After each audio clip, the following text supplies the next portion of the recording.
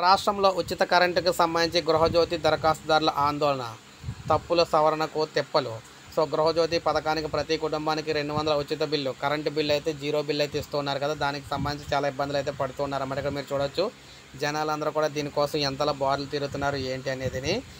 కాంగ్రెస్ ప్రభుత్వం గృహజ్యోతి పథకంలో భాగంగా 200 యూనిట్ల లోపు విద్యుత్ వాడే వారికి ఉచిత కరెంటు పథకాన్ని అమలులోకి తీసుకొచ్చింది. అర్హులు దరఖాస్తు చేసుకున్నారు.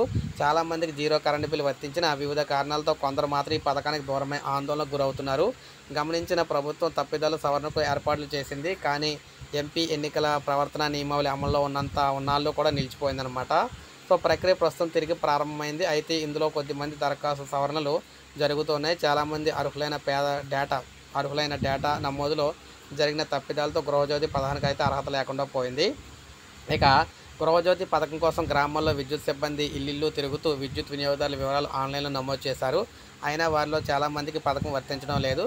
ప్రజాపాలన దరఖాస్తులను ఆన్లైన్లో వివరాలు సిబ్బంది తప్పుగా నమోదు చేయడంతో అర్హులైన పలువురు పథకానికైతే దూరమయ్యారు. 0 బిల్లు వర్తించినందున గ్రామీణ దరఖాస్తుదారులు మండల కేంద్రాలకు, పట్టణాల్లో కేంద్రాలు ఏర్పాటు చేసిన కేంద్రాలకు పరుగులు తీస్తూ ఉన్నారు. తప్పుల సవరణ కోసం వరుసలో నిల్చొని కష్టాలు పడుతూ ఉన్నారు. అయినా పని కావటం లేదని వారైతే వాపోతూ ఉన్నారన్నమాట. ఈ విధంగా ఉచిత కరెంటు బిల్లుకు సంబంధించి ఇబ్బందులు అయితే పడుతూ ఉన్నారు తెలంగాణలోని. ఒక లైక్ చేయండి. ప్రభుత్వం దీనికి సంబంధించి ఒక నిర్ణయం అయితే తీసుకోబోతుంది అనమాట. సబ్స్క్రైబ్ చేసుకోకపోతే మన ఛానల్ సబ్స్క్రైబ్ చేసుకోండి.